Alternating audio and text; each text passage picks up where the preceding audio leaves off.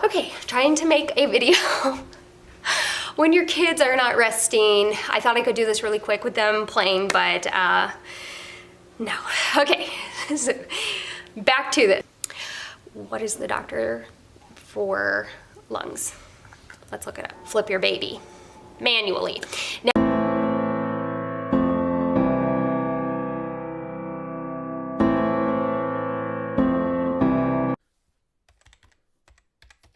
hey guys, welcome back. If you're new here, my name is Courtney. I am a mom to 2 boys. My oldest is almost 5, about a month away, and then my youngest is 2.5. And this video is a little bit different than what I normally do on this channel. I talk more about like Christian theology as well as homeschool. And so this one, we're gonna lean a little bit more towards motherhood. Typically when I talk about my birth stories with friends or neighbors or whoever I'm talking about it with, they typically ask a lot of questions, and so I figured this video would be good just to casually talk about it, kind of give reflections. And this video is not medical advice. I am not a medical professional, and so I don't want anyone to take it that way, but I feel like this topic isn't talked about as much just because it's not as common of a scenario. When I was pregnant with my first, it was not very common to go on YouTube and listen to people who've actually gone through this and to see their take on it. And if it was on YouTube and there were specific women who were given their opinion on this or their experience, it was not something that I was going and actually looking at. And I definitely wish that prior to going through the situation I did with my first son's birth, I wish that I would have watched some videos or just been able to listen to some women who went through it. So with that said, I relied exclusively on what my doctor's advice was. And I did not go home and like look for videos and stuff. I did do a little research, but it's not like I was going to people's blogs or whatever to get their personal opinion of people who have gone through it. And so what I find with the situation that I went through, honestly both times, is it's very helpful to listen to people who have actually gone through it and not just a medical professional. Again, I'm not a medical professional. I'm not telling you to not listen to your doctor and take their advice. Do that. That's absolutely what I did. But I think it's also important to listen to people who have actually gone through it. And so if you're listening to a doctor and they haven't actually gone through it, like, you know, they can't really give you their personal experience. I think with that said, please, if you have gone through any of these things that I'm going to talk about, then please list it down below. And what I say may be completely opposite of somebody else who has gone through it. And so this video will probably cause people who are looking for advice or what happened during this very specific birth scenario. And if there's more people in the comments who have also gone through this would be a wonderful time for them to read other people's experiences as well. With that said, anytime you're going to listen to anybody's birth story, there are going to be trigger warnings. So I just want to go ahead and put that out that there could be things that I talk about, things that I say, and it could cause a trigger. So I'm going to list a few things right here and that we are going to talk about. And if any of these are a trigger, then this might just be a video that you want somebody else to pre-watch for you, or maybe you want to wait. So obviously, as a mom of 2, I have had 2 births. And so what occurred in my second birth had everything to do with what happened in my first birth. And that's just the reality. Is for most people, your birth is not going to go the way you planned, and I think that's really key. You know, you can go and watch a lot of videos or read a lot of blogs about making your birth plan, and you're gonna be, do not hold to that tightly because chances are it's gonna go out the window. I mean, I know people personally who've gone in wanting a natural birth, and I tell you, once you go into that transition phase, the epidural sounds very nice, and it is very nice, okay? So, but with that said, I obviously had a plan, and it went out the window. And then because of what happened in my first pregnancy, every pregnancy after that is going to be different, and it's going to be because of that first one. Go ahead and jump into my first pregnancy and as well as my first birth. I had really a very easy, it was a low risk pregnancy. I had one issue that did occur during that, and that was that I do have asthma. And so if you're pregnant and you have asthma, you have pretty much 3 possibilities that will happen. Either your asthma will get get better, your asthma will stay the same, or your asthma will get worse. So my obstetrician actually did end up sending me a referral to pulmonology just to see, because it was so bad and I was using my medicine so frequently. And so what ended up happening, I can't remember exactly when it was, but because I was one of those people that their asthma got worse, they changed a lot of my asthma meds and made them higher and stuff within the safety realms of pregnancy.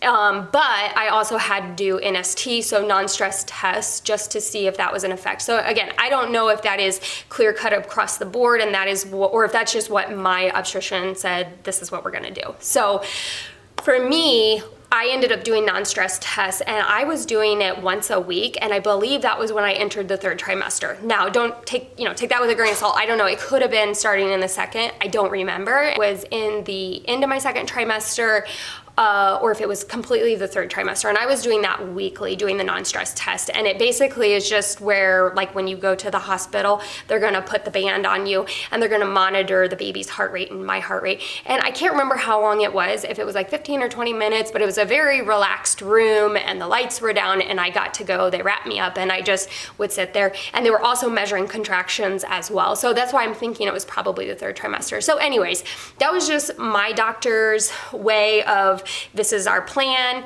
that because your asthma got worse, we will start doing NST. Now that was it, okay? That was the major concern with my pregnancy.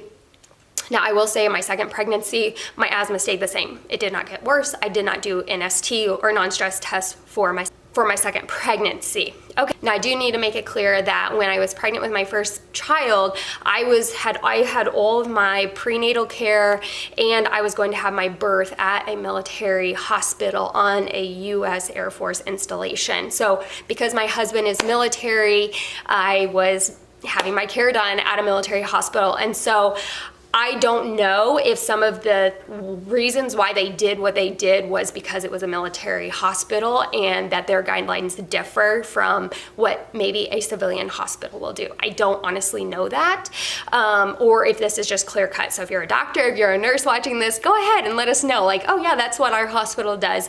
But I do know there are some things that the military does do different at their hospitals. And this was really interesting. So for me, with my first baby, even despite having the asthma issue, they did a lot of sonograms, a lot. And I remember that was really odd because with my second one, I never had a sonogram until I had the 20-week, like growth one. I can't remember what it's called. That was the only one I had with my second baby. With my first pregnancy, I don't know if the military just approved that. I don't know, but I definitely had a lot of them.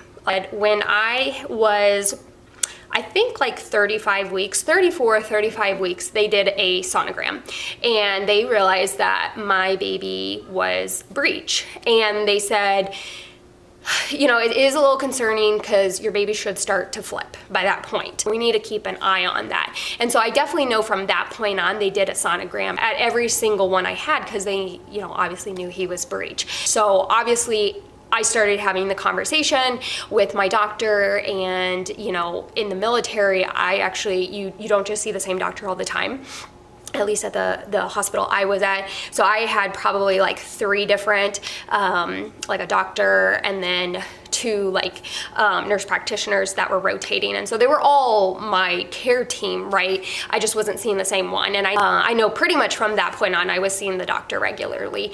And she kept saying, he's breech, he should flip by now. We need to start talking about, the possibility that if he does not flip, you're going to have a different birth plan. And they said at the next appointment, you need to make the decision. And they said that if your baby is still breech next week, and of course your 37th week, we are going to have to schedule the OR for a C-section, week 40 or whatever it was. I know they had a specific week that they would do a C-section. I don't know if they would do it all the way at 40 weeks or if it was 39 weeks. It was something like that. They said if I do not want to go that route of going ahead and scheduling my C-section and making that decision on the 37th week of my pregnancy at that point, then there's one other option we can do if your baby doesn't flip by then. And that's very key, is they're gonna keep saying if your baby isn't flipped yet. They're always gonna keep checking that. So just because at week 32 and 33, 34, 35, he was still breached, there was always a chance he could still flip. And so again, they are starting to make the concrete plans, but they were very clear that should he not flip, we now at 35 weeks need to start making the decision, putting those into a plan and getting the dates set. So if I chose not to proceed with scheduling a C-section, which again, if he had flipped before that, they would have canceled it, but they needed to go ahead and book the OR for me. And again, this was based on the military installations policies. So now when I said, okay, well, what is my other option? They said that they could do an ECV, so an external cephalic version, if I'm saying that correct. And so they went through, they talked about it, they talked about, yes, I was okay to do that. Not every pregnancy is going to have the option of doing a version. And again, that is something you can talk about with your medical professional about why am I not a candidate for that. So even though I was having the NST for increased asthma, everything else checked out and I was fine, and they said I was a candidate for doing the ECV or the version, is typically what people are going to call it. So what is a version? So a version is when they are going to flip your baby manually. Now it is external, and they are going to put their hands on your pregnant belly and they're literally going to turn the baby. And there's a very specific way that they do it and where they put their hands. They're not just gonna just wing it. And so just going off of the medical data, the medical recommendations, I did choose to go forward with the external cephalic version. We'll just call it a version from now on. And the main reason why I chose to do the version was so that I could have a vaginal birth rather than having to do a C-section, okay? So there are people who choose to do a C-section, and that's their choice, and there's nothing wrong with that, right? And then there's people who are, I need to do a vaginal birth, and that's the way I want to do it. And so for me, I had read enough about how difficult a C-section recovery was going to be. I also have an incredible fear of having surgery done, particularly when you are awake. And so again, just going off of that, going off of the medical recommendations, and going off of knowing how bad a C-section recovery was going to be, I decided to do the version, and that was it. So I scheduled the version, and I ended up having the version done at 37 weeks. Now, this is going to be based off of the military installation and their protocol and what they do, and be different across the board how they do this, okay? And I think it just depends on your facility or your hospital's protocols. So just know that if this is potentially an option for you, or a decision that maybe you want to just start thinking about in case it pops up because you want to be prepared, there's nothing wrong with just asking your healthcare provider. Ask them, what does your hospital or whatever do in a situation where the baby could be breech? And if they say aversion, then just you can ask them, how does that happen? So for me, at the military hospital, how it worked was they booked an OR for me, so an operating room. That was where their protocol was. It had to be done. Now, it did sound like pretty much across the board that even if you don't have it done in the operating room, you're going to be near an operating room, and there will be an operating room booked for you in case there needs to be an emergency C-section. So that obviously is the big thing they're going to tell you, is when you have aversion, it is very possible that things could happen, and you may need to have an emergency C-section. Now again, that's why they wait, or at least the military would wait till 37 weeks. Before that, you're really risking your baby being preterm and not fully developed. So the other thing that was protocol for me at the military installation to have this done was not only I had to be in an OR, but I also had to have an epidural.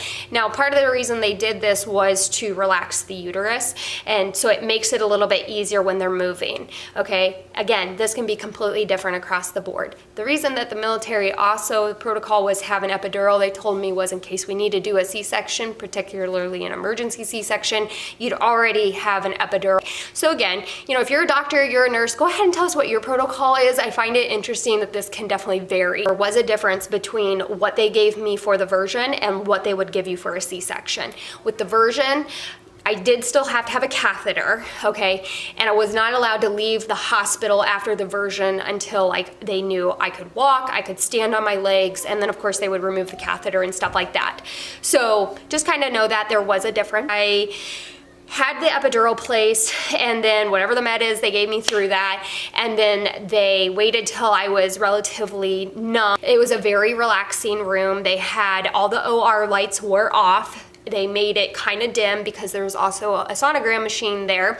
And then they also had, you know, all the monitors and stuff because they were also tracking my heart rate. They were obviously keeping an eye on baby. So again, just know, for me, it was very well prepared. I felt completely safe. I felt like they knew what they were doing. I will say there was quite a few people in there. I had not an anesthesiologist, but like they're a nurse, but they're able to do that. I don't remember what that was called, but like he was in there. He was very friendly. He was talking to me, and he was keeping an eye on me and making sure that, you know what, things are kind of numb, you're not feeling a ton. And so what they did first was they did check with a sonogram to make sure baby was still breech. Did check baby was still breech, and she began. So she literally had her hands on me, on my belly. This is my pregnant belly, and I just remember this turning. So like I said, I did have meds, and I know not everybody does, and I will say I was relatively numb, okay? And this is where I would say a little bit of a trigger warning. It was terrifying, okay? Like I said, the room was very calm. Everyone was speaking really calmly. Everyone was very nice. I had talked with the anesthesiologist nurse. I had talked to, obviously, my doctor who was performing it. And then, of course, there was like several nurses in there. And I'm sure there was other people, and I just don't recall. It was a very calm environment. But once they began doing it, it was terrifying. I will be completely honest, and I definitely started crying. My husband was there with me, and it was very upsetting. And she did it the first time, and she kept asking, are you okay? Do you want me to continue? So they were very in tune to me. You know, are you okay? Do you want us to proceed with this? They kept checking in on me, okay? And even though I started crying and I was probably making some sounds like I was in pain as well, like I said, they kept asking. They kept checking on me, and I said, no, do it. Because again, I had already had the epidural. I was already laying there. Like, let's just, you know, we need to try this. I knew I did not want a C-section, and he didn't flip, but he did budge. So then she said, I would like to try it again. And she waited a minute. She gave me a minute to relax, for the uterus, for baby, everyone to be calm, because they don't want the baby to become stressed. That's very key. And so she tried it again, and he flipped. He flipped. And everyone was so excited, but we waited. I don't know how long we waited. It wasn't very long, and he flipped back. Okay. And she said, I would like to try again. So this will be the third time. She said, because he did flip, I would like to try it again. And obviously I am still crying at this point. I am still very upset, but you know, at the same time, I'm like, oh my gosh, he flipped, like it worked, but then it didn't. And obviously my concern was, what if he flips and then he flips again? Like, oh my goodness. And like I said, even just, it's a very quick, her moving him, I remember, but it's just so painful and it's so terrifying. And I don't know, it's hard to explain when you're pregnant and there's a baby in there, you know, you're big and stuff. I don't know. It was just, it's a very feeling of somebody is literally on the outside moving your baby. I don't know. For me personally, that was just very like squeamish. I was about that. And so to just be laying there, and that's literally what everyone is attempting to do, was terrifying. So I went ahead and said, yes, go ahead and try again, even though I'm sobbing. And so they do it the third time. He does flip. He stays for a minute, and then he flips back. Okay. So at this point, obviously I am still upset. The baby has successfully flipped twice, but then flipped back into position.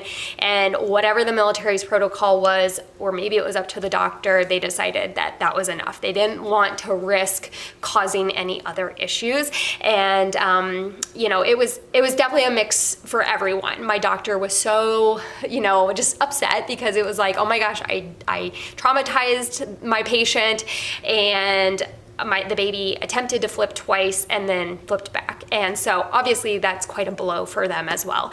And so I was done. I remember going to the recovery room, obviously very upset, but also so relieved that it was over.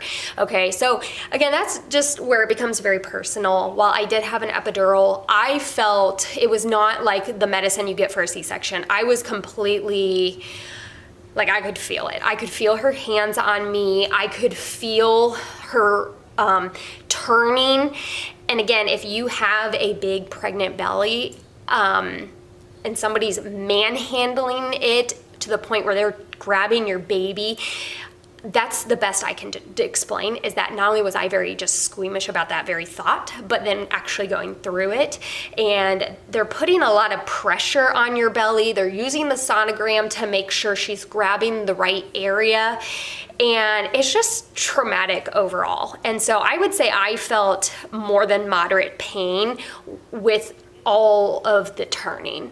Okay, so some people say it's very mild for them, and other people would say it probably averages about moderate with what I read.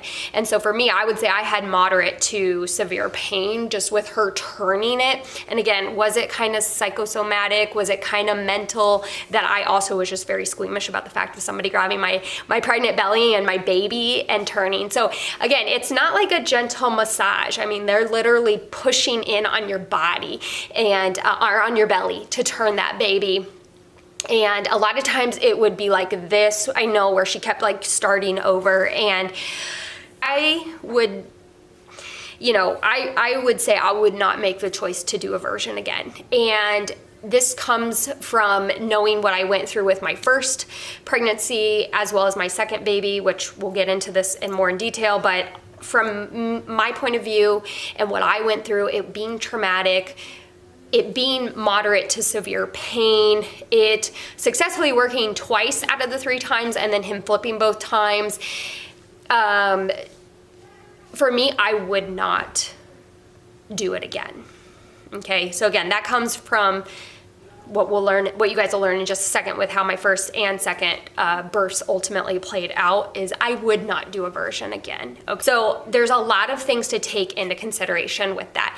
Am I upset that I did it? No, because I know the information I had going in, knowing I don't want to have to recover from a C-section, knowing that I read how tough it is, and also understanding that this was an option where they could attempt to turn him so that I could prevent having a C-section and being awake during the surgery. I feel like I made the right decision at the time.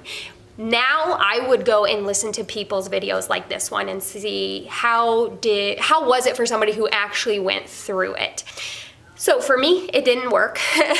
I recovered, and I don't know how long I took to recover, but once I was relatively good, obviously they took the catheter out. Once I was able to walk, I was pretty much able to go home. So what I would say is the next few hours were a lot of disappointment, obviously, but also just very traumatic. I definitely was reliving that. I was still very choked up from it. I was also having to tell like my mom and my dad and friends and sister, like, hey, it didn't work. Okay. So also dealing with, I was going to have to go and schedule a C-section now on the phone with my provider the next day.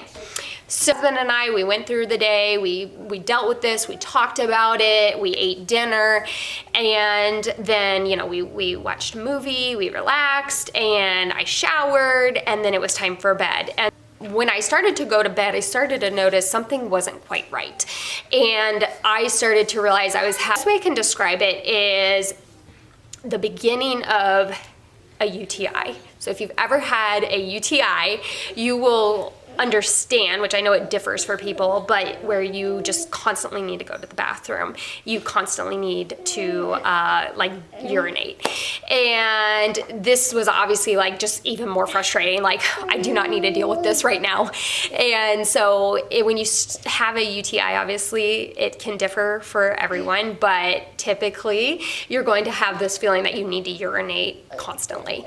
And it's incredibly uncomfortable. It's painful. painful, and it also is just a huge inconvenience. And even if you're pregnant and you're constantly having to go to the bathroom, this is just a whole other level. And so I remember my husband pretty much fell asleep, right? To rest. Like, I have been so emotional all day. I have gone through so much this day, and I knew that tomorrow was not gonna be helping me anymore. And so I was like, I just need to go to bed. I need to get rest, especially being a pregnant woman, her first pregnancy in her 3rd trimester. Like, I just needed to get rest, and I could not fall asleep. I think I would sleep in just very small intervals.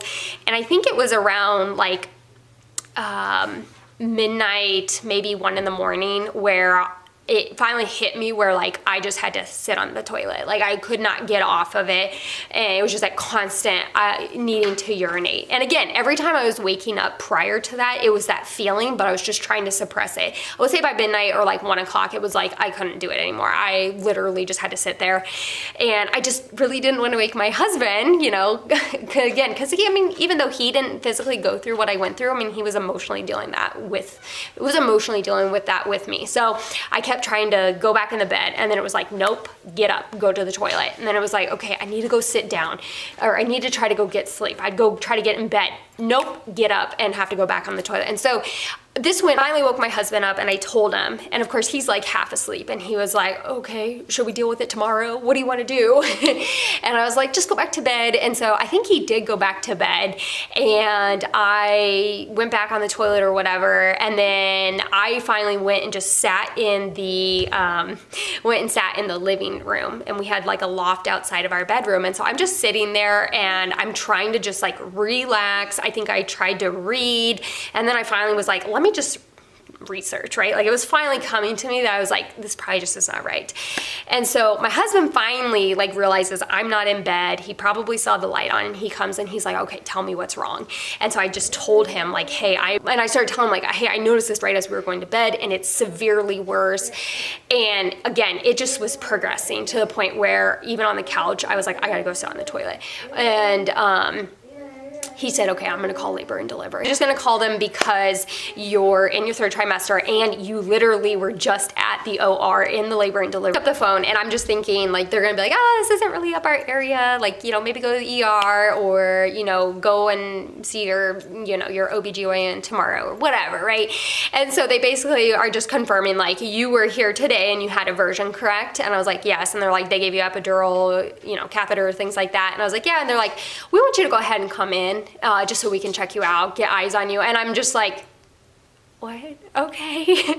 You know, and so we drive in and we go, and again, it's like 4 in the morning, maybe 5 in the morning, and I barely slept. And so they hook me up. They're asking all these different things. They're checking on baby. And of course, they're just going through the notes of what happened during the version. And they're obviously doing like a urine test. And so they come back and they're like, well, you look fine. Baby's fine, but you do have a UTI. And so we're going to get you some meds. And so they're like, we're just going to keep you hooked up in here. And like, if you've ever gone to labor and delivery, I'm sure this is universal, but like, you're in a little room where they're just gonna like see how your contractions are and stuff before they like admit you to L&D. And so I'm in that room, right? And so, you know, we're just waiting there. I think we're watching TV. Obviously, like, I am like in so much pain because I'm still at that point where like I need to go pee all the time. And so, and I'm still like hooked up because of a baby. So they're like monitoring baby's heart rate, and they're monitoring my contractions. And so like, obviously with all that stuff and having to go pee, and I even kept apologizing to like the nurses. I'm like, I'm sorry, I just really have to go. And they're like, no, it's fine. Cause obviously they're the ones who are helping me. And so I finally get the meds, and I don't know how quickly I felt different, but there was definitely a change where I was like, it feels better, right? So this is where it's like, I don't know why, but they came in and they were like, okay, so how do you feel? Is it getting better? And I was like, yeah, no, I do actually feel a little bit of a difference. And they're like, okay, we're gonna keep you a little bit longer. We see that you're having some mild contractions. And they're like, do you feel them? And I was like, no, I'm fine. Like, I'm good. I still need to go to the bathroom all the time, but I feel like night and day difference. And so they're like, okay, we're just gonna keep you for a little bit.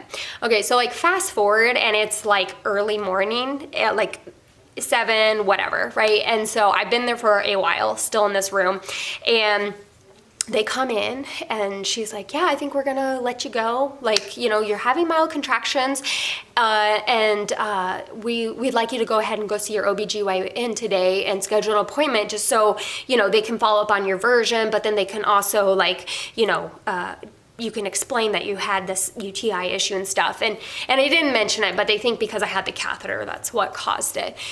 And so they leave, and then again, it's like another 40 minutes or whatever. And me and my husband are like planning out our day and like, okay, what time is my appointment? And they said they were gonna schedule my appointment with OBGYN. And so we're kind of planning our day around that. And my husband's like, yeah, we'll just take a nice easy day, you know, because of yesterday. And then we barely slept last night. Well, I didn't, he did. Come back in. And when I say they, it's like a few nurses that are kind of monitoring me. So then, one of my nurses comes in, and she comes in with a doctor who's like doing his rotations. I think he wants to be like a flight med doc, right? So I have nothing to do with this, but he's in his rotation.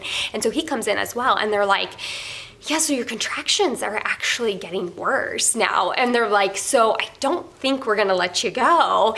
And I just like look at her and I'm like, you know, what does that mean? And she's like, we have an L&D coming in and she's been monitoring your contractions over the phone. And I'm like, what? Like I had no idea any of this was going on, but they must have alerted like the L&D doctor who's like on call or something. I don't really know how it works. And they said, yeah, so she's been watching it and she doesn't want to let you go because you came in with very mild contractions and now they're getting worse.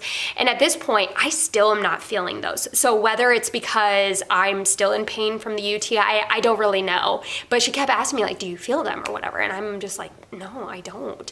And so the doctor, he came in and he's in there with her, listening to her and stuff. And so they both agree that like, yeah, we're not going to let you go because the L&D doctor who's getting ready to come in for her shift is saying like, no, we're not going to let her go. Then they start talking about that they want to check, right? They want to check my cervix. And she was obviously like, I'm going to do it, but then he's going to do it because he's learning. Is that okay? And I'm like, well, I'm not having any contraction pain, so sure, do this and have at it. So they both do it or whatever, and they're like, yeah, you actually are a little bit dilated. And I can't remember how dilated it was or whatever. So then they end up saying like they leave and then they come back pretty quickly, which was nice because they had been like leaving and then not coming back for like 40-minute intervals. So then they come back and they're like, so we're still watching your contractions. The L&D doctor who's on call is still watching your contractions, and yep, she doesn't want you to leave. We are going to go ahead and admit you to L&D. And me and my husband are just like, what does this mean? And they said, yep, and we're going to go ahead and schedule an OR for you, and we're going to do a C-section today. And so I'm just like, oh my goodness. So I went in yesterday for a version in the OR room. 3 times it technically doesn't work. Little feet running. So 3 times it doesn't work, and then, oh my goodness, he's running back and forth. He was throwing something away. That's my youngest. And so he and the nurse are like, yep, we're gonna check you again. There's like a lot thrown at us. I was like, oh my goodness, I'm gonna have a C-section today, and I'm gonna have my baby in my arms today. And so it was just like so many emotions. So obviously my situation is very unique, and this is not common for everyone. While there was the possibility of me having a version and potentially having a C-section at that very moment, I don't think I really processed that was going to happen.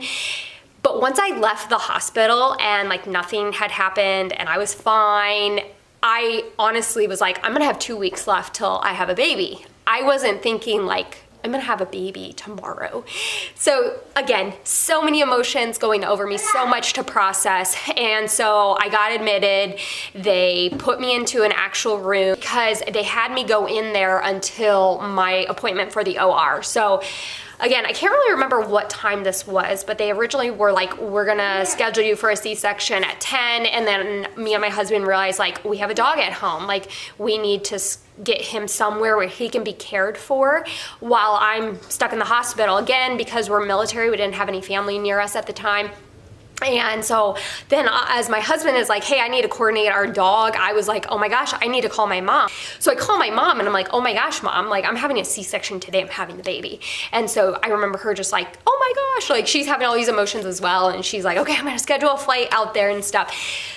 So regardless, you know, we had a lot of surprise and we had to get things kind of finagled. And so we ended up having it at noon.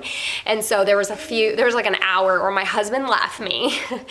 And at this point, I would say I was feeling a little bit of like cramping, okay? But like I was on my phone, I was talking to the nurses, they were inputting everything. Even though I was like technically already admitted, they were now taking the specifics. I was taking like my ring off. So I was doing some preparatory stuff for the actual C-section. I would say at this point, I was very calm because I wasn't in like full-blown labor. I was not at the transition phase or anything like that. And like I said, I would say it was just a very mild cramping. My son's toy. But I was definitely having enough pain noticeable where like, okay, I could give them the benefit of the doubt that I was in contractions. So the doctor did eventually come in while my husband was gone, and I was like, oh yeah, my husband, he'll be here soon. Well, I talked to her a little bit, and she kind of was now able to really give me like her personal opinion and stuff, and she was like, yeah, I almost let you go home, but she goes, just with her knowledge and her experience, she was like, I was afraid I was gonna send you home, you were gonna start getting into labor, and then you would have to come here, and we would be on the phone call and stuff, and she goes, just because you're already here, you were already admitted, she goes, I was tracking enough that you were going to go into labor. She goes, I don't know how long it would have taken. She didn't tell me like how long she thought it was going to take, but she was like, you were going to go into labor and I was going to see you soon. So she was like, we just decided to go ahead and do it. So she obviously did the sonogram. They made sure a baby was still breech, and according to our military hospital's protocol, they don't vaginally deliver breech babies, which was why I had the version, you know, to begin with, right? And then I would have had to schedule the C-section. So for real, because I had just gone into that OR room the day before, and it was, you know, very calm. Everyone was busy, but more laid back. This was, we're prepping you for a major surgery. All the OR lights were on. I had a full-blown anesthesiologist there.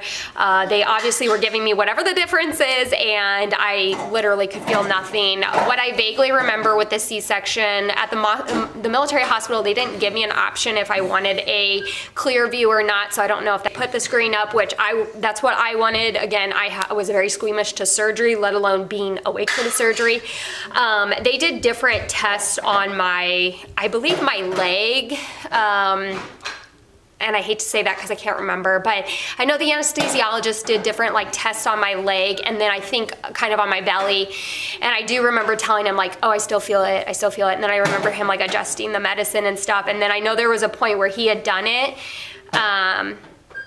and I was like, I feel it or whatever. And then they just like started, they put something like under I believe it was my hip, maybe it was my lower back. And so I was like propped up, and I guess that's just how they get the uterus positioned maybe. And so it was super uncomfortable. Like it just felt odd. Like, you know, you're laying flat and then they put something under you and you're like slanted. I remember feeling like a dragging, but it wasn't painful. But a lot of times they'll describe it as like a unzipping. And I don't know if I'd really say like an unzipping, but I definitely feel like the movement of the knife, like I do remember that, but not in a painful way. I remember a lot of tugging and pulling. I remember listening to them. Now for me, I remember being emotional. I remember crying a little bit because my whole like last 48 hours have been so traumatic and so emotional, so surprising. And so for me, I just remember being very emotional, but I remember my husband right here. I remember talking to him. The anesthesiologist was behind me. I remember him saying like, you're doing a good job. I'm monitoring you. Your heart rate is fine. He kept saying like, you don't feel anything. Like he kept asking. He was very nice. I remember there was a couple people to my other side. The L&D doctor was the one doing the C-section. The guy doctor who was on his rotation, he was there as well assisting. And of course, course, you had surgery techs that were there. I had just med techs there. I had a ton. I mean, there was a ton of people in the OR. So you go from it being very calm and low lighting, very intimate, to just so chaotic. There was also a group of people who they asked, and I said that was fine, that came in, because I was like, I'm already so exposed to everyone else. And there was a group of people, I have no idea how many there were, but they were doctors and nurses, I think, that were in training or had just never had seen a C-section. And I remember my L&D was like, if anyone feels like they're gonna pass out at any point, then you guys can leave. Brother? Brother? Oh, spider. Yes. Where's the spider? I'll come just a second. Can I finish this? Okay, hold on, Ezzy.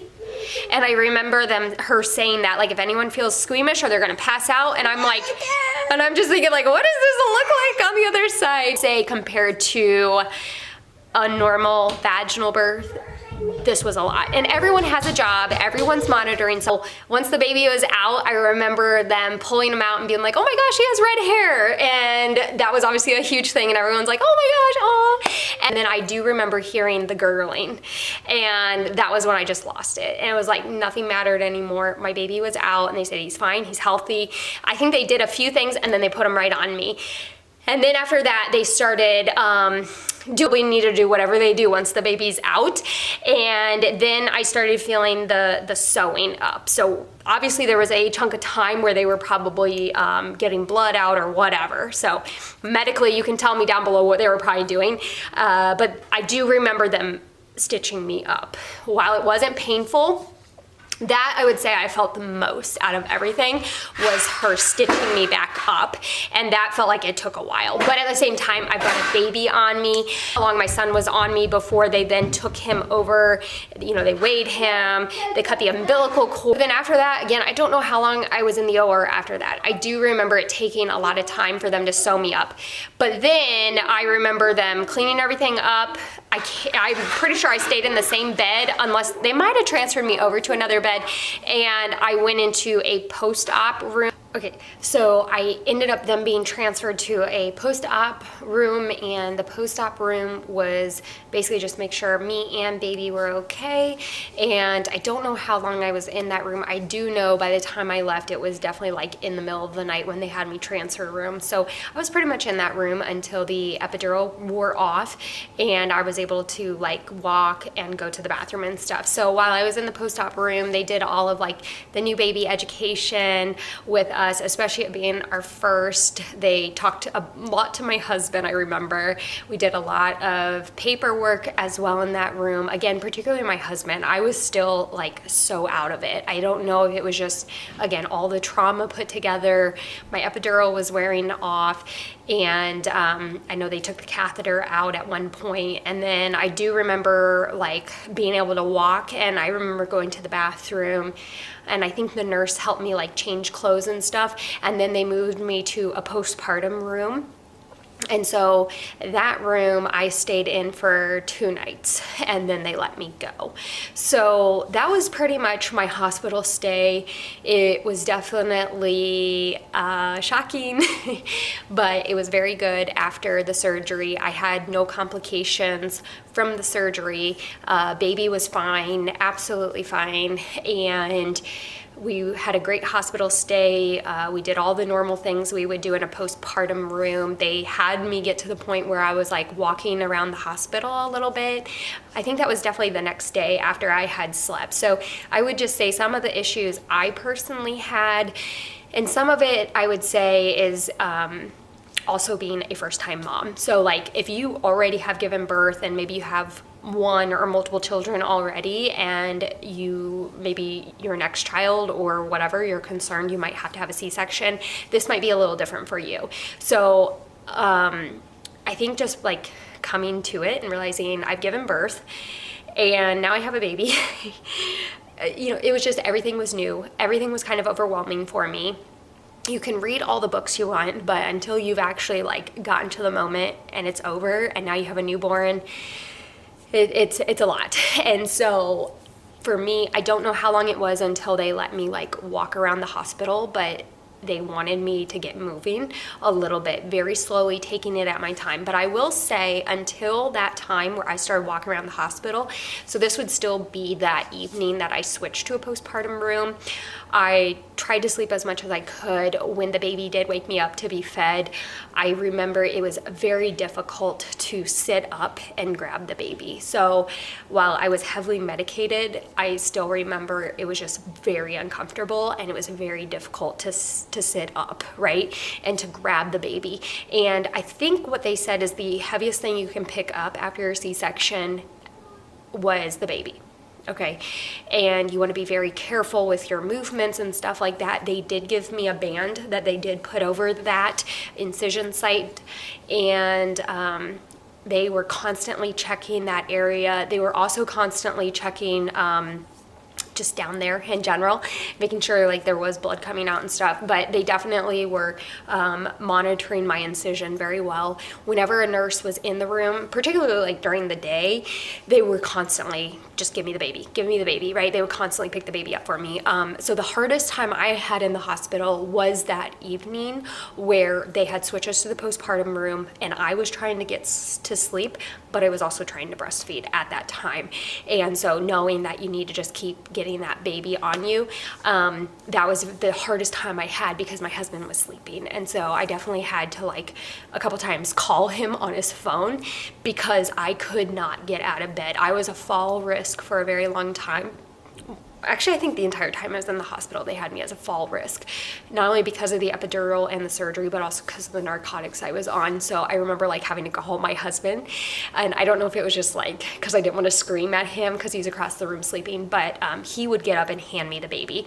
Also, a lot of times he would just hold the baby to just when I wasn't breastfeeding or doing skin to skin, he would do that. And so when you have a C-section, you definitely need to rely on your spouse a little bit more, or whoever is there with you, a parent, a friend, whoever is there, then maybe they can do a little skin to skin as well so that you can have a break, but also just, you know, because you're healing too as well. It's a lot different than when you're healing from a vaginal birth. So just kind of, you know, take that with what it is, but you're definitely still going to have to get that skin to skin contact. Now, as far as breastfeeding, that was definitely very challenging for me, being a first time mom. If you already have children, you've already successfully breastfed, this won't be that big of an issue. So it's very overwhelming for most women the first time you're trying to breastfeed your baby. And then put on that, on top of that, then you have had a C-section, which is a major abdominal surgery, and you have a massive, very sore incision, and it's very hard to move and stuff like that. So I know a lot of the times when they were first trying to help me with the breastfeeding, and again, they helped me in the post-op room, but they definitely were helping me a lot more with the postpartum just because I was able to move around and stuff more. But I know they were trying to do like the football hold for the majority. So again, just if you choose to do the breastfeeding and have a C-section, just prepare that it could be a little bit more complicated. And I will tell you though, you'll figure it out. You will. Honestly, it was a little stressful, but I did figure it out. Even when I breastfed, I did a lot where the baby was lying here, and I used a breastfeeding pillow, and so I can kind of tilt it down a little bit. Hold on. So, I mean, like I had my pregnancy pillow around here, which would have been near my incision, and I still breastfed that way. And that was the way we did it the majority of the time. So anyways, I will say though that once, that's kind of helpful, but I will tell you then, once we got home, I had a lot more restrictions. I can't remember like how quickly I was able to bathe and stuff like that because of the incision. Honestly, I don't remember, but I know my husband had to help me. Like I just couldn't bend over, and so I know he would like wash my legs and stuff for me. So again, it is going to take a lot from your spouse or your significant other or whoever is there to help you. You're going to need help. And for me, we lived in a 2-story house at that time, and they had said I was only able to go down and up the stairs once. And so again, you're just relying on your husband a lot more. And so like, you know, I need you to go down and prepare me food, because I would just stay upstairs the whole time. That's where I slept. That's where the baby's crib was. And so I really had to plan out like, hey, when you go downstairs can you get this for me? Maybe I'm breastfeeding the baby. Hey, I need my pump, or I need this. Can you go downstairs? So it is very demanding for him. And it's also just like hard, even just human nature, that you're like, wait, I'm like stuck upstairs, right? And so like we had to really just plan out if we were gonna go somewhere. Walking took a long time for me, just very sore, and that transition from your harder meds to your regular meds can be very challenging. So I went for a follow-up at my postpartum appointment. They checked the incision, and that was that. And they just were very like, hey, watch out for this, watch out for that, and just, you know, if you had concerns. And I never did, and it healed perfectly. I had no issues after that. Okay, so now my first pregnancy was obviously fine, except for my asthma, and that was the only concern. And I did NST, and then of course I had the version, and then I had a cesarean. So with my second son, my second pregnancy, I went in knowing I'm going to be a special case, right? Because I had a C-section. And so with this pregnancy, we were not on a military hospital. We were at a civilian hospital. And so while we are still military, we had the only option for us was a civilian hospital. And by that, I just mean like a non-military hospital. So if you're not military, in the military, we call people who are not in the military civilians. So for us, a hospital that is not a military hospital is a civilian hospital. So that's what I mean by that. And so again, I don't know the ins and outs of civilian hospitals, but for us, it seemed like, unlike the military installation, that I had more options, and there was more like, I mean, there was protocols, don't get me wrong, right? But it seemed like it was more like, here, this is what your options are, this is what we allow, and this is my advice as a medical professional. And then you can choose, right? So for me, when I went to the civilian hospital and I met my doctor, she said that that hospital was okay to do a VBAC. Okay, so what does that mean? When you, in the United States at least, have a C-section, any subsequent pregnancies you have, you are going to be given the option, presumably that your doctor and hospital are okay with it, you're going to be given the option of, do you want to go through with a cesarean section for the birth, or do you want to try a vaginal birth and have a VBAC, which is a vaginal birth after a cesarean? And so why they give you the option, or at least in the hospital I went to, and the majority of hospitals that, like, obviously when I found out I was pregnant, I did research, like, am I going to have an option, and things like that. And it was like, you should get an option. And the reason they give you the option, the majority of hospitals in the United States, is because you're at a higher risk of complications with having a vaginal birth than you did if you were doing a vaginal birth without previously having a C-section. Now, one of those, I think the biggest one, and I could be wrong, again, I'm not a medical professional, I believe it was a uterine rupture, which can be very deadly. And so that's why they give you the option. Now, again, me being military, our healthcare is free, okay? So it was not like a monetary concern for me. If you are not military and you have health insurance, or you don't have health insurance, and you are going to plan on having a VBAC, I don't know what the price is of a cesarean versus a vaginal versus a VBAC, okay? So again, because we have free insurance, free medical insurance as military, it didn't matter what decision I made, like the military was gonna cover it. So again, going in knowing that, it was like, okay, I can make whatever option I want with a non-monetary value attached to it, just to be completely honest, because I know for me personally that I would of course weigh the risks and benefits for a baby as well as me, but then also there would be a monetary component that, of course, what's the pros and cons, right? Monetarily. But since that was not a factor for me being military, I just want to make that clear as to the decision I did end up choosing, just so I'm fully transparent. So for me, the VBAC, I thought, okay, so there's a high chance of uterine rupture, which is deadly, but I remember how negative and how traumatic it was with a C-section. And I also remember the recovery, and it was very challenging.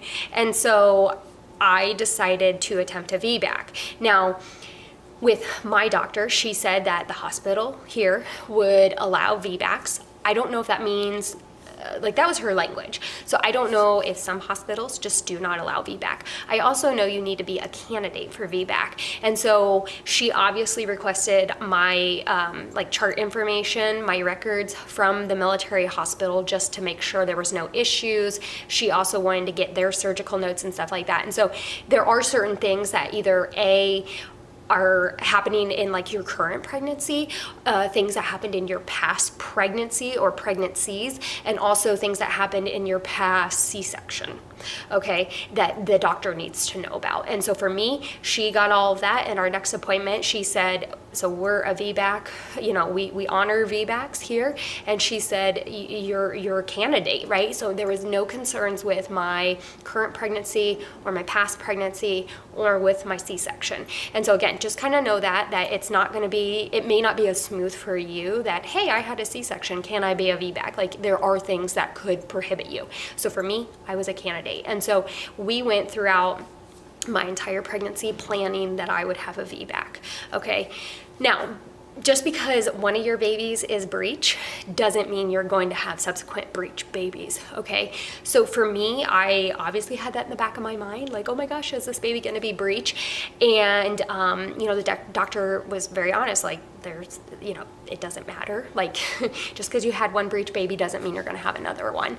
Okay, so now if you remember in the beginning with my first pregnancy, that military hospital was able to do several sonograms. And like I said, I don't know if that was just their protocol, if that was the doctor wanting that many. Again, it was, you know, not like every single appointment. You know, I don't want to say it was every appointment, but it seemed to be quite frequent. And especially once they realized my baby was breached at like 32 weeks or whatever it was, then obviously we're doing those every week. So the civilian hospital, I never had a sonogram until that one appointment where they do the gestational, like just making sure everything's growing, which is like around 20 weeks. That was the only one I ever had. And so the entire time I went throughout my pregnancy at the civilian hospital, you know, they would obviously measure, they do the measuring of your belly, but then they would also just do the heartbeat. And as long as those two things checked out, they did not do a sonogram. So I don't know if that was my doctor's personal preference as to not exposing yourself and the baby to too much sonogram. I don't know, or if it was, you know, the actual hospital's protocol. So I do not know. But regardless, I never had a sonogram except for that 20 week. And I know once we got closer to like 32 weeks, she definitely was starting to feel. And I don't remember exactly what the week was. I think it was, I mean, it was probably around 35 weeks. So she said he is turned.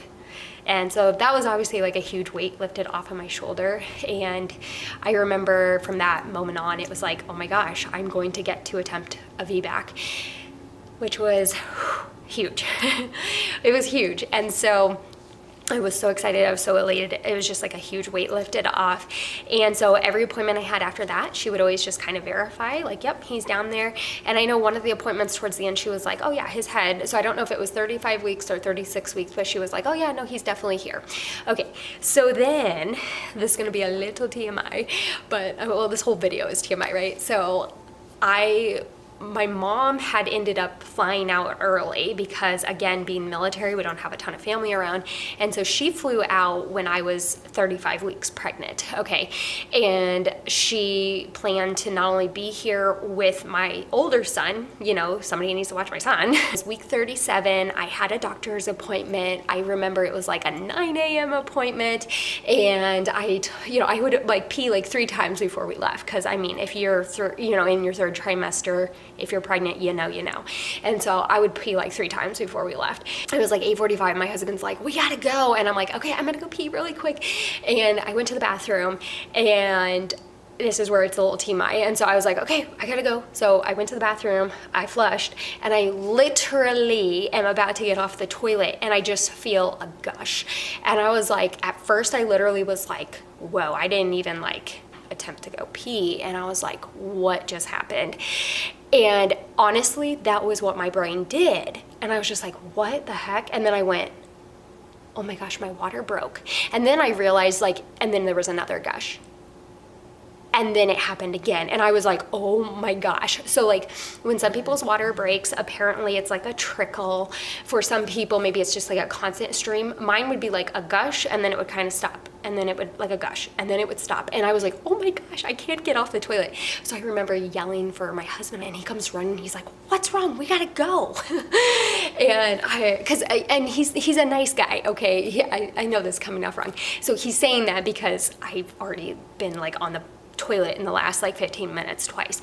And so he's like, what's wrong? And I was like, I think my water broke. And then it gushed again and he heard it and he was like, uh-oh. So he ran and he went and told my mom and he was like, I think her water just broke. He goes, I need to call L&D. Can you come and help her?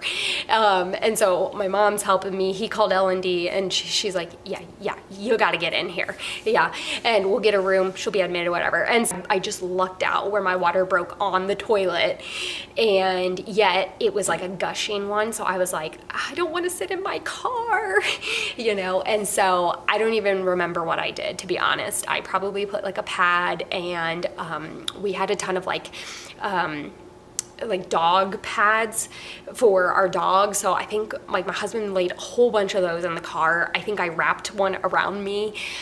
Oh my goodness. And then I think I had a towel and it was just like, it kept coming and it is just the oddest feeling. And so again, even though I have a baby, I have a baby, I was like, this is my second pregnancy, but you have to remember, I did not go through labor, right? I did not go through like full on labor and I never had my water broke. They broke my water during the C-section. And so I had no idea. So some of this is like so new. And so anyway, so when they get you to the hospital, they're going to check and make sure that what is coming out is amniotic fluid, okay? Because some people do go in and their water, it's not their water that broke. And so I went and there was a doctor and then a doctor in training and they're like, okay, we're gonna test it real quick. And I can't remember what they use, if it's like a big Q-tip or something. I don't know I can't remember. And obviously like I was gushing the entire time. I was, sitting in a wheelchair and they're getting ready and I just have a huge gush and they're like, it's definitely your amniotic fluid. It's definitely your water. And I'm like, I'm sorry. It's so embarrassing because it just like keeps coming out. And they're like, it's okay. We still need to check. And they're like, he's like, he took the swab or whatever, and he's like, I'm pretty sure it's your water and it's breaking, but I'm gonna check it real quick. And then he comes back really quick. He's like, yes, your water is breaking. And then they admitted me. So, and I think it was like, it was less than 12 hours. And then I had my son and my, VBAC was completely successful. When they did the VBAC, they made sure that there was an OR. I don't know if they make sure they have an OR nearby or ready. And so that would be a comment for nurses and doctors to comment below, because obviously like they can't just keep one like on standby, right? But I know they definitely had made a comment when I was like considering doing a VBAC where they said we just need to make sure, I'm assuming that we have access to one. And I don't know if like when I was admitted to L&D, if it was at that point that then they put one on hold. I have no idea. All I know is when you do a VBAC, they need to make sure that there is an OR ready. And the reason why is because of that uterine rupture, because it is life-threatening. And so I know there was one ready or something. And so like on my chart and everything, it said I was a VBAC. So everyone on my healthcare team, they knew that I was a previous C-section and that I had a version, that everything was, was what it was, but that the VBAC, was very critical, that everyone on my healthcare team knew and understood and was watching for any risks. And like I said, there's other things that can happen during a VBAC that you just need to be aware of. Your doctor will go over it. But, and I know that there was paperwork that I had to sign saying that I understood the risks and that I was okay with doing it. And I'm pretty sure, and I obviously did that like early on in my pregnancy, but everything went fine. I had very minimal contractions. Again, I didn't feel them very much. It felt like cramping, I would say, throughout the majority of that day. I remember being on my phone and reading. I remember talking to my husband the majority of the day. I video chatted with my son and my mom. It was just very easy, very calm. Now again, my water broke and then I went to the hospital. And so I did labor there, So it's not like I went days and days with, should I go to the hospital? Should I not? And so I will say that in my personal opinion, I lucked out. I didn't have to kind of play that waiting game and call L&D and be like, hey, my contractions, am I good? Like my water broke, you get admitted, because obviously you can get infections and stuff like that. And obviously once your water breaks, that baby's coming out. So that will get you a one-way ticket to L&D. And so anyways, the only issue I had was once I hit that transition, and it's amazing when you listen to L&D nurses or you read blogs and stuff, like they'll say like you can tell when a woman in labor hits that transition point, and it's at that point that you realize that epidural sounds really good. And I knew I wanted an epidural. I'm a fan of epidurals, and it's completely up to you. There's no shame in doing natural, and there's no shame in doing an epidural. God placed me at this time in human history where, we have fantastic access to not only medical care, but things like epidurals, and I'm going to take advantage of that, absolutely, and I don't regret it at all. So when the transition happened for me, I will just say it was incredibly painful. I mean, like I can still remember it, but I cannot describe it. I remember it happened, and my husband said, we're getting close, aren't we? And the doctor's like, yeah, they're going to start bringing we're in like an hour or two, we're going to start bringing things in, getting people ready. And I was like, now's your chance to go get food, which I think he probably waited too long. But so he went down, he got food. And then I went to the bathroom, and I got to the bathroom and I called him and I said, you need to tell the nurse to get in here, because when he left, she left and said, I'll come back in like 20 minutes and see how you're doing. So he literally left. I got to the bathroom and I said, you tell her to get in here. I want that epidural now. And so then I went back to the hospital bed, and she was wonderful. Okay. I loved all my nurses. And she said, are you sure you're ready? And again, however far you need to be, like I was there, okay? I remember I was like turned around and I was like on my knees, just trying to find a position that would be comfortable. And I was like, this is why people get epidurals, and this is why people don't have any other kids after one. It was so painful, and I kept trying to get in the right way. And so she definitely checked something and was like, I really want it to open up a little bit more. And I don't know what that meant, if that was like me being dilated or whatever. So she went and got the peanut ball for me, and oh my gosh. And so she put that between my legs, and I kicked it away. I was like, no. That like being that spread apart hurts so bad. And so needless to say, she's like, okay, I will call. So, and then it takes a little while for anesthesia to come up and for the anesthesiologist to come up. And I tell you what, the nurse knew at that point that she knew that she had goofed off. And again, she was so wonderful, so nice. And so the anesthesiologist comes in and is like so cheerful and wonderful and talking. And those are the people I love. But at this point, I was like, you need to shut your mouth, stop talking, and give me the anesthesia. Give me that epidural. And if you've been pregnant, you've been at the transition, you know. And so I'm sitting on the edge of the bed, because that's how they're going to give it to you. And the nurse, like, I don't even know where my husband is. He's in the room, but like, get away from me, right? Like, honestly. And so the nurse is just standing in front of me, holding my hands. I'm squeezing her hands. She's just like, look at me, you're okay. And then obviously, like, you know, the anesthesiologist is still like goofing off back there, asking you like, oh, is this your first baby? Oh my gosh, you're gonna love this epidural. It's gonna be wonderful when you're done. How excited are you for this epidural? And I'm just staring at the nurse, giving her the eye, and she's like, I know. And I'm like, is this your first time doing an epidural for a pregnant woman? Like, what in the world? And so obviously I can look back on it and kind of giggle and laugh. And again, I don't know how long it took for that epidural to kick in, but I know for the first few minutes when she left, I was like, it's not working. It's not working. This is gonna be a nightmare. And then once it kicked in, oh my goodness, it was worth every minute. And this is why I am pro epidural. And again, it's a no judgment zone. If you're against the epidural for whatever reason, or you want to do natural, that's you. But just with that little story I told you where I was like, I don't even know if my husband was in the room and I don't even care, right? That point where like I was just so angry and I needed to squeeze something. I wasn't gonna do the peanut ball. I literally swatted it away when this beautiful, nice nurse put it there, right? She was obviously trying to get me into certain positions to make it better. What else, right? I was not able to enjoy what came next. You see how angry I was? You see how just so focused on like, I just want this done. But once I got the epidural and it kicked in, the moments I was able to enjoy was they turned the lights down. Made it very calm. Everyone that was coming in my room was now very, one that then came in my room was very quiet. Everyone was moving slow. Everybody was whispering. My husband was sitting next to me. I was able to enjoy and talk to him and like, oh my goodness, our son's about to have a brother. You and me are about to have our second child. I'm about to have a baby and there's not OR lights all around me. I'm about to be awake during this, but I'm not being like cut open. I was able to see them bring the warmer in, get all that stuff. They were putting the blankets out for the baby. I was able to enjoy all of that and soak it in. And those are memories that I have ingrained.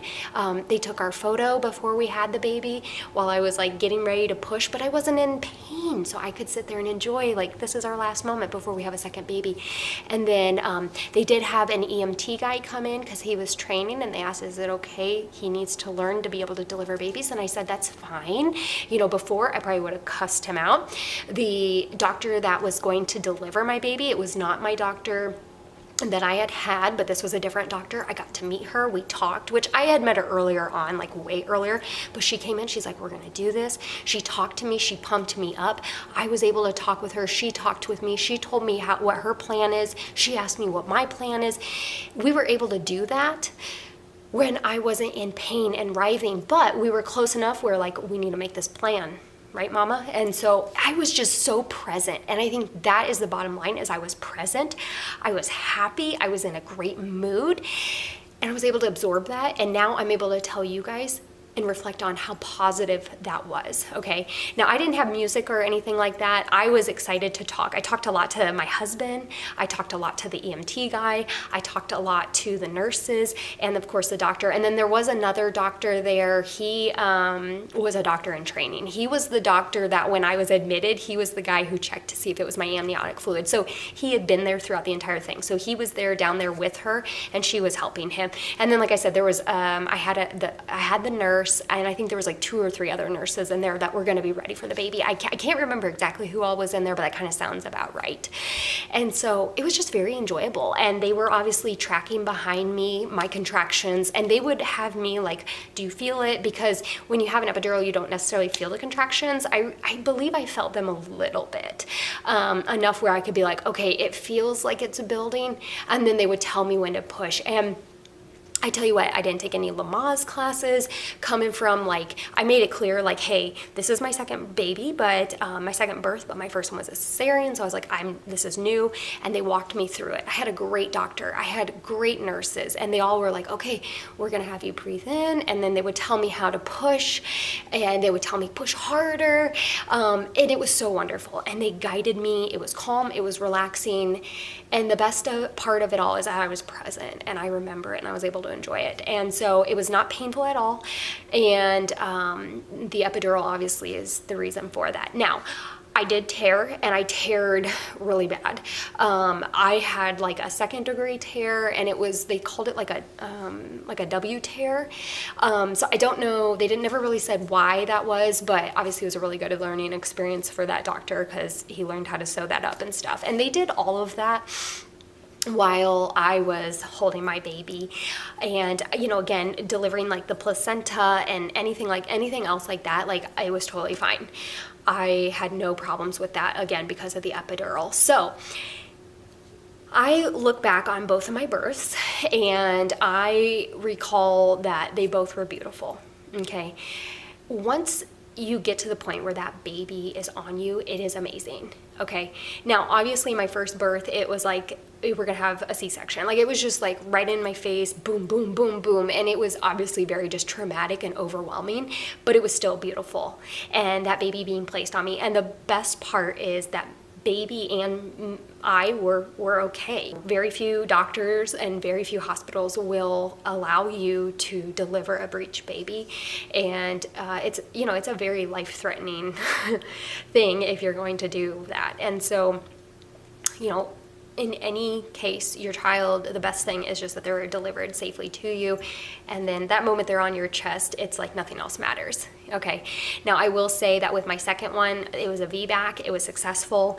I am so thankful I was able to do it, being already having a C-section, and it was beautiful. And I owe a lot of that to, not only my medical team, but having that epidural. And so every birth story is going to be different. Every birth story is, you're going to have plans, and you're going to want it to be this way, this way. And chances are it's not going to happen that way. For me, I didn't expect, I kept preparing that I was going to be at home and go in labor and have to call L&D and be like, this is what my contractions are doing. And that never was the case. My water broke, I went. And I think that was a lot less stressful for me. But at the same time, I had no idea what to expect with just having a normal birth, right? But also there was that level of it being a little bit, concerning because of the risks of a VBAC. There's a little bit more of a risk than if it's just your a natural vaginal birth. If it's just a little bit more risk if you're just having a vaginal birth with no prior C-section. So I will say after the VBAC, my recovery was night and day. With the C-section, I had not as much postpartum blood loss, but I don't know if that's because they kind of got rid of a lot of that for me, I'm assuming. But I know, with my VBAC, obviously there was a lot of blood, and that's what you're going to probably have done all your reading on. And they will make sure they were checking that time as well, making sure you don't have any big clots and stuff before I left the hospital. And then they were very clear of if you're soaking more than this and stuff. So I will say there was a huge difference with the blood. But other than that, my VBAC recovery was amazing. I was able to go up and down the stairs. I was able to walk around. I still wasn't doing heavy work. I mean, I just given birth, but compared to having a C-section and not being able to bend over, just having an incision, right? Being on painkillers, and then at the same time, trying to breastfeed with an incision. It was so much more painful, intense. There was a lot more, and I think it being not only my first birth, but just would now have a newborn, it was a lot. It was a very, so if you've had a previous surgery and you needed a lot of help in recovery and it was hard, throw in a newborn and you can see how hard that is. So again, it's a very personal preference of if you're going to do a C-section that is elective. But if you don't have the choice, I would obviously not recommend a C-section, pretty much just because of the recovery. Okay. Now, for me, having a VBAC and it going good, I'm glad I made the decision I did. I'm glad I was a candidate, and I'm glad it was successful. Okay. So I hope that this was helpful. Again, I am not a medical professional at all, as I've said how many times in this video, but I wanted to give you my opinion, my experience, and just my advice on the reflections that I have on both of my births. Now, I plan to have more kids, and as long as things are okay, I plan to do a VBAC. And I just hope that whether you are going to have a C-section because your baby's breech, or you're wondering if you should do a version, or you are already had a C-section or two and you're considering doing a VBAC this time, I hope some of this was helpful. If you have any questions, I'm obviously doing this video publicly, so I am very open to answering questions. If you have any specific questions about, like I said, I'm not good with the time and stuff. I didn't journal that down or anything, but if you have any questions that maybe I just didn't hit on, maybe specific to the recovery or whatever it is, go ahead and ask, and I will definitely get back to you. And these are videos that I definitely wish I had seen, and if I had seen somebody with what they said about the version, I definitely probably would not have done it. But at the same time, now having had a C-section and seeing how difficult the recovery was, as well as having a VBAC and seeing how simple that recovery was, it definitely makes you think, So I guess my closing thoughts are, no, I would not recommend aversion just because of how traumatic it was for me. But given how difficult the cesarean was, as far as like going through that, as well as the recovery, I don't know, maybe trying aversion wouldn't be a bad thing for you. At least going in, you may know like, hey, I listened to this girl and hopefully maybe some other mamas, and you know, there's a chance that maybe it could be traumatic, or you might have quite a bit of pain, you know, and so just, you know, you have to weigh it out. But for me, I didn't listen to or read anybody's personal experience of going through it, so at least you've heard me, and hopefully that can help you with your decision.